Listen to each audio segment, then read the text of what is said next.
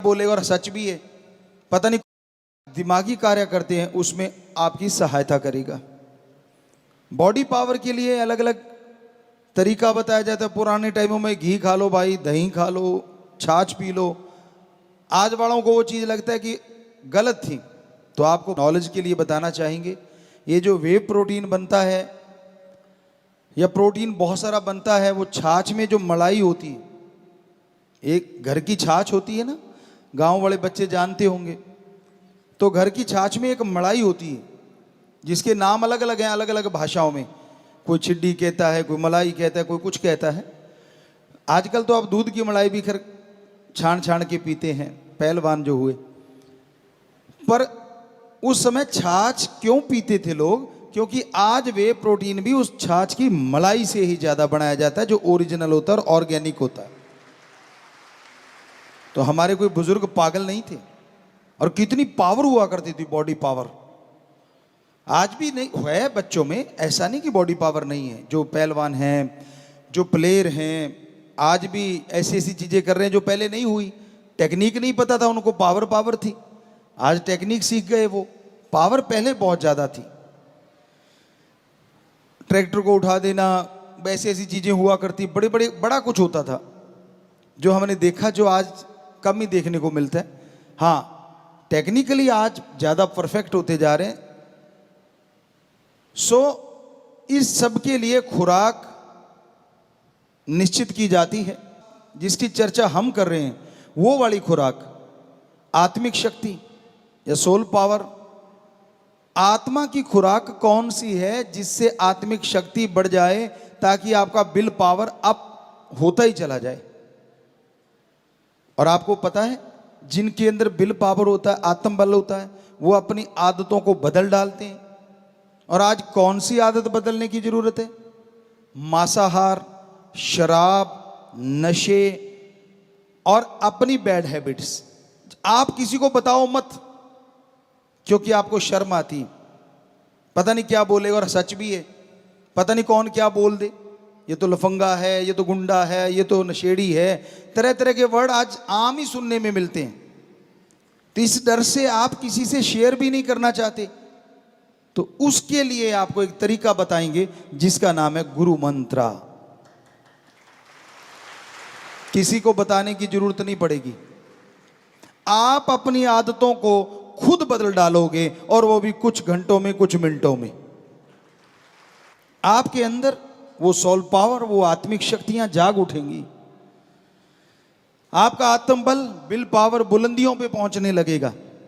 और जिनके अंदर आत्म बल होता है ना, वो कभी ये नहीं कहते ये कैसे होगा। कितना भी असंभव सा कार्य हो, वो कहते ये तो चुटकियों में हो जाएगा, बात ही कुछ नहीं। ये निशानी होती है आत्मिक शक्ति की। वरना तो आज जिधर देख लो आप, निगाह घुमा लो, ये नहीं हो सकता, ये तो होगा ही नहीं। आगे बढ़ ही नहीं सकते, आगे तो बढ़ा ही नहीं जा सकता, ये तो हल ही नहीं हो सकता, चाहे कुछ भी कर लो। हम गारंटी देते हैं, आप सुमरण कीजिए, वो जो गुरुमंत्र बताएंगे उसका जाप कीजिए लगातार। जो असंभव लगता है उसमें ही सफलता का कोई ना कोई शब्द मिल जाएगा, और सीढ़ियां चढ़ के आप सफलता के शिखर पे पहुंच जाएंगे। तो इसलिए ये अपनी डिक्शनरी से निकालने के लिए कि असंभव कुछ नहीं होता, जरूरी है अंदर आत्मिक शक्तियों का होना, सोल पावर को जगाना। और उस सोल पावर को जगाने के लिए, आत्मिक शक्तियां बढ़ाने के लिए कोई लंबी चौड़ी कथा कहानी नहीं है, बस 3 शब्द हैं या 1 शब्द। कईयों के अंदर भ्रम है, 5 के बिना पार नहीं होते। कईयों का है कि अब तो ज्यादा ही शॉर्ट हो गया, 3 के बिना पार नहीं होते। आपका भ्रम है, शायद बेपरवाह जी के वचन आपने नहीं सुने होंगे। परम पिता जी ने भी एक बार वचन किए थे, किसी के कहने पे उनको बोला गया कि पहले तो साईं जी 5 देते थे, अब आप 3 गुरुमंत्र के शब्द कर दिए, ये तो कम है। तो तब बेपरवाह जी ने फरमाया था, 3 तो क्या, सतगुरु चाहे, फकीर चाहे तो 1 शब्द से वार कर सकता है।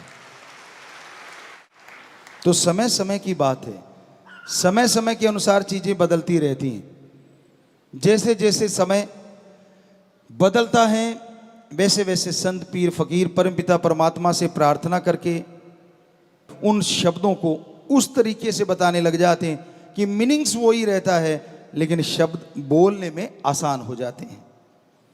आज के बच्चों में रहता है कि हम शॉर्टकट अपना लें, शॉर्टकट, थोड़े से चीज, तो एक शब्द से शॉर्टकट तो कोई हो नहीं सकता, इससे शॉर्टकट नहीं हो सकता।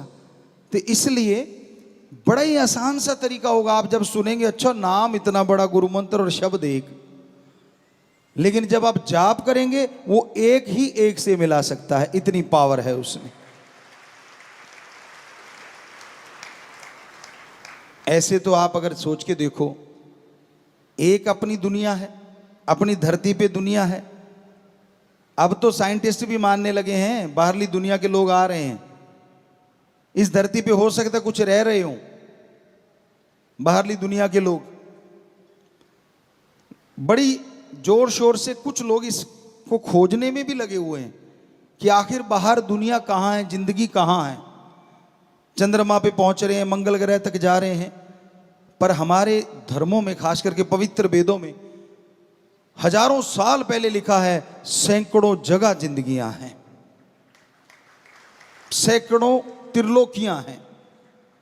त्रिलोकी आसमान, धरती, पताल को नहीं कहा जाता। त्रिलोकी का मतलब होता है तीन तरह के जीव, तीन प्रकार की शरीर। एक वो शरीर जो दिखते हैं, जिसे धर्मों में लिखा स्थूल काय, जैसे हमारा शरीर है, पशु पक्षी परिंदे हैं, पेड़ पौधे हैं, ये कहलाते हैं स्थूल काय। पृथ्वी, पानी, अग्नि, वायु, आकाश, पांच तत्व से निर्मित हैं। इनमें कोई तीन ज्यादा है, किसी में दो ज्यादा है, किसी में एक ज्यादा है। इंसान में पांचों बहुत हैं, लेकिन जो आकाश तत्व औरों में नहीं है, इसलिए इंसान में वो तत्व औरों के मुकाबले बहुत ज्यादा है। वैसे तो आदमी में भी पानी ज्यादा है। तो इस तरह वो एक बैलेंस बन जाता है जब आकाश तत्व ज्यादा आ जाता है। तो ये स्थूल काय है। एक है सूक्ष्म काय। चाहे आप कितने भी पढ़े लिखे हो, साइंटिस्ट को हम चैलेंज करते हैं, आप सुन लो एक बार, फिर बताना गलत क्या है। क्योंकि धर्मों को हमने विज्ञान के दृष्टिकोण से पढ़ा, सदगुरु जी की कृपा से, उनके हुक्म से। खुद नॉन मेडिकल के स्टूडेंट रहे, तो इसलिए बड़ा आसान हो गया।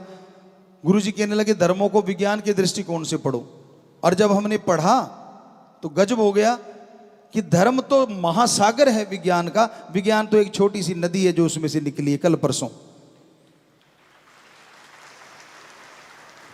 तो क्या है कि सूक्ष्म काय शरीर कौन से हैं, जो खुली आंखों से दिखने में नहीं आते। आप उन्हें बैक्टीरिया कह लें, उदाहरण के तौर पे वायरस कह लें, या उससे भी और सूक्ष्म है जो आज तक आप पकड़ नहीं पाए।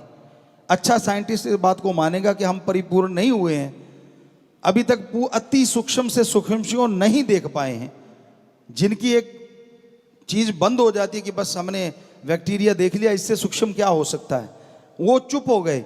लेकिन कुछ ऐसे भी होंगे जिज्ञासु कि और देखें क्या और भी कुछ सूक्ष्म है, तो जरूर मिल जाएगा, है सूक्ष्म। तो वो शरीर है सूक्ष्म काय। एक है कारण काय, वो देवताओं के शरीर माने जाते हैं। आप तो देवताओं पे बिलीव नहीं करते, जो करो ना करो, पर हमारे अकॉर्डिंग जो हमने महसूस किया, 33 प्रकार के देवी देवता जो सृष्टियों में संभालते हैं वो पाए जाते हैं। वैसे तो अलग लोक है, वो भी सच है। हम आपको ये देंगे तरीका, जो आप देखना चाहोगे इसका अभ्यास कर लेना, देख पाओगे अपने अंदर से। इससे बड़ी गारंटी क्या दे सकते हैं? हमने देखा है, आप भी देख सकते हो। हम भी इंसान हैं, आप भी इंसान हो। हमने अभ्यास किया, आपको करना पड़ेगा, इतना सा फर्क है। अभ्यास करे बिना तो डिग्रियां ही नहीं मिलती आपको। आज जो पढ़े लिखे बैठे हो आप यहाँ पे, जितने भी सज्जन बहनें, हमारी बेटियां, हमारे बेटे, जो भी आप बैठे हो, सामने नजर आ रहे हो बहुत। कहने का मतलब आपने कोई डिग्रियां हासिल की हैं, या कोई नौकरी कर रही हैं, या कहीं भी आप दफ्तरों में लगे हुए हैं, तो आपने जिंदगी के कुछ साल तो लगाए होंगे पढ़ाई के लिए। हमारी मान के आप 2 महीने घंटा सुबह शाम इस गुरु मंत्र का जाप कर लेना, हम आपको गारंटी देते हैं वो डिग्री मिलेगी जिसकी कल्पना नहीं करी। जिसे भगवान है कि नहीं है, ये तो फजूल की बातें हैं। तो फिर ऐसे इतिहास कैसे कह सकते हो सही है? लिखने वाला इतिहास भी आदमी और संत हैं वो भी आदमी जिन्होंने धर्मों को लिखा। अरे इतिहास को लिखने वालों के तो बच्चे थे, और जो संतों ने धर्मों को लिखा उन्होंने दुनिया त्याग के धर्मों को लिखा हमारे लिए। जिनके बच्चे होते हैं वो तो बेईमानी कर सकता है, झूठ बोल सकता है। अब जिनके बच्चे है ही नहीं, सारी समाज को बच्चे मान के जो लिखता है वो कभी झूठ नहीं लिखता, जो उसके अनुभव में आता है वो लिखता है। हम नहीं कहते कि इतिहासकारों ने झूठ लिखा होगा, लेकिन अगर दोनों की तुलना की जाए तो चांसेस किसके ज्यादा बेईमानी करने के? उसके जिसकी औलाद परिवार है, या उसके सारी सृष्टि को परिवार मानता है, उसका पर्सनल किसी से कोई इंटरेस्ट नहीं है। तो हमें लगता है चांसेस बेईमानी के उसके ज्यादा हो जाते हैं जिसकी एक अपनी फैमिली है। वो उनके लिए ठगी मार सकता है, बेईमानी कर सकता है, कुछ भी कर सकता है। पर जिसकी सारी सृष्टि फैमिली है, जिसको पता है उसके शब्दों को आने वाले टाइम में प्रयोग किया जाएगा, भगवान से जुड़ जाता है, वो 100% सच होता है। उसमें कोई चांस ही नहीं रहता कि वो बेईमानी करेगा। किस लिए? कोई पर्पज तो हो, अपना नाम मशहूर करने के लिए। ऐसा भी उन्होंने नहीं कहा। उन्होंने तो अपने आप को दासों का दास, सबसे छोटा, मैं तो आपके जूतों में बैठूंगा, हमेशा आपने सुना हो। तो ऐसी बातें आती हैं संतों महापुरुषों की, जबकि वो इतने बड़े महापुरुष थे, इतने बड़े संत थे। तो कहने का मतलब महापुरुष लिखते हैं, सच लिखा था, सच है और सच ही रहेगा, उनका लिखा हुआ झूठ नहीं हो सकता। तो ये उनकी बातें आपको बता रहे हैं। कारण का इस शरीर में क्या होता है, वो जब चाहते उनके पास एक पावर होती, जो आजकल आप मैजिक देखते होंगे या किसी फिल्मों में देखते होंगे। हम क्योंकि फिल्में देखते नहीं, हमें पता नहीं, पर बच्चों से सुनते रहते हैं कि भाई आपने ऐसे मैजिक, भाई छोटा हो जाता है फिर बड़ा हो जाता है, कभी लुप्त प्राय हो जाता है, दिखता ही नहीं। सुनने में आया कि ऐसी चीजें आपको कल्पना में फिल्में बना के या ऐसे करके दिखाई गई होंगी। वो कल्पना है, लेकिन हकीकत में देवी देवता 100% ऐसी होते हैं। वो कहीं भी पहुंच सकते हैं, ऐसी उनका आत्म बल, आत्मिक शक्ति बढ़ी हुई होती है। अपने आप को बिल्कुल ऐसा कर देते कि आप देख ही नहीं सकते, आपके आसपास ही होते हैं। वो छुप जाते हैं, अदृश्य हो जाते हैं। जितना चाहे शरीर को, बहुत हद, एक हद होती है, उतना लंबा चौड़ा कर सकते हैं और छोटे से छोटा कर सकते हैं और अदृश्य हो जाते हैं। तो उसको शरीर को कहा जाता है कारण काय। तो ये 3 शरीर हो गए, स्थूल काय, सूक्ष्म काय, कारण काय। इसको कहते हैं त्रिलोकी। तो ऐसी त्रिलोकियां सैकड़ों जगह है। सो कहने का मतलब जो जिंदगी हम इस धरती पे जी रहे हैं, ऐसी धरतियां सैकड़ों जगह हैं अगर सीधी भाषा में बोले। और वहां भी जिंदगियां हैं। बहुत जगहों पे तो हमसे बहुत ज्यादा तरक्की पे, बहुत आगे विज्ञान में है। बहुत जगहों पे तबाही मच रही है, बहुत जगहों पे शांति प्रिय भी है। तो कहने का मतलब ये आप अगर देखना चाहोगे, और हैरानी क्या किस बात की है, इन सबको कंट्रोल करने वाला भी एक और सबका हिसाब किताब रखने वाला भी एक है ना। कमाल। आप किसी अपने एरिया के बॉस होंगे, बुरा ना मनाना, अपनी कंपनी है या कुछ भी है, उसका एक बॉस होता है। उस कंपनी को संभालने की जिम्मेवारी उस पे होती है, और उसके भी पसीने छूटे रहते हैं। अगर कर्मचारी सही ढंग से ना चले या थोड़ा ऐसा कुछ आ जाए तो दिन रात मेहनत करता है। एक छोटी सी कंपनी के लिए कितनी मेहनत। चलो बड़ी कंपनी के लिए फिर वो आगे कई बॉसेस बन जाते हैं और एक हेड रह जाता है। आप जरा सोच के तो देखिए कितनी संख्या होगी अपने धरती की। मान लो शायद करोड़ों में या अरबों में पहुंच गई होगी, शायद, क्या कह सकते हैं, वो तो राम जाने, क्योंकि बीच में पेड़ पौधे भी तो हैं, पक्षी भी हैं, जीव जंतु भी हैं। तो उनका एक एक पल का एक